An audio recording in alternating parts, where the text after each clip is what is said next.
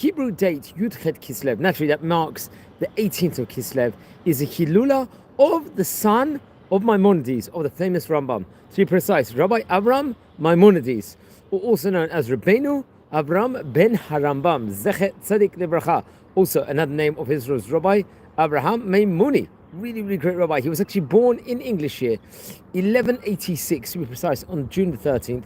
Passed away Yud-Chet Kislev, December the 7th, in the year 1237, around close to 800 years ago, being the, let's say, the famous son of the Maimonides. He succeeded as his father as the Nagid of the Egyptian Jewish community, which is a very prominent position, very decorated position in many, many different states. Let's explore a few of the highlights of the great rabbi's life. So it's very interesting. He was born in an area called the Fustat, I believe. This is in the, let's say, the Ayubid ruled Egypt, which happened to be near the capital of Egypt, Cairo, when his father was 51 years of age. That's at the time period when he was actually born. He was considered very, very modest, highly refined, and very good-natured, which is the first thing. See, it was also noted he had brilliant intellect, and even while he was a youth, he became known as a great Talmid Chacham, a great scholar in of itself, of the highest degree. Very interesting also.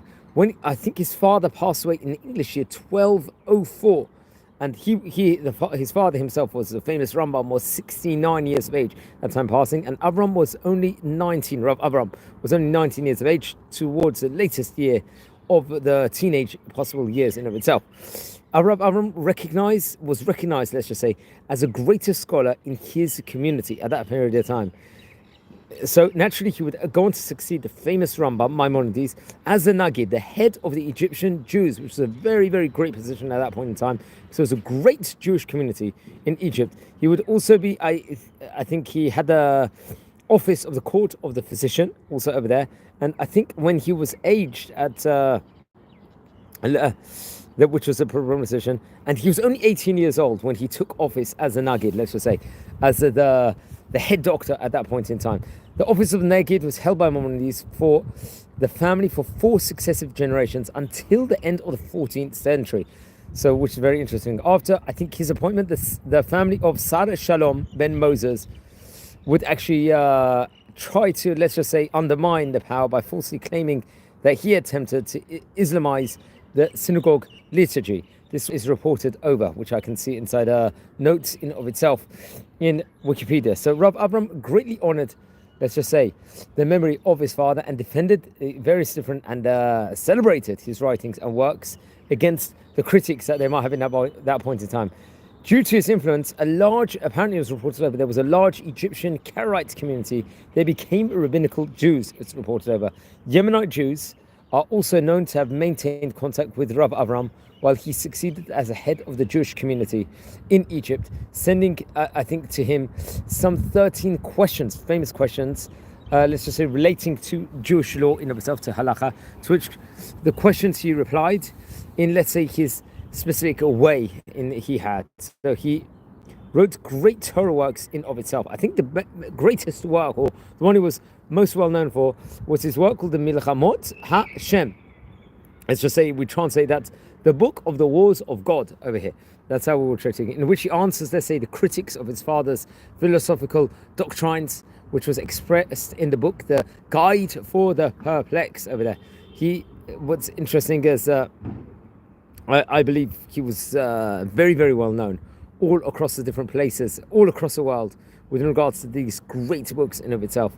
And he wrote other great Torah work, I think, including an exegesis on the Torah, of which I think only his commentaries on Bereshit and Shemot, that naturally called that Exodus and Genesis, and Genesis meaning Bereshit naturally, were commentaries, I think, also on part of his father's famous Mishnah Torah book, and a very, very great book in of itself, and much more can be related with regards to Rabbi Avraham ben Maimonides. He was one of the great rabbis of Egypt in his time. Hopefully we'll maybe do a video on the family, or a local family tree in of itself, of the great rabbinic family of the Rambam in of itself, really leading an impact even in modern day. Here we are in the year 2024, more than 800 years since their tenure respectively in of itself. How much they impacted world Judaism, and how much they've left a print all throughout Jewish history. Very, very incredible. I would recommend everyone to learn the great books of the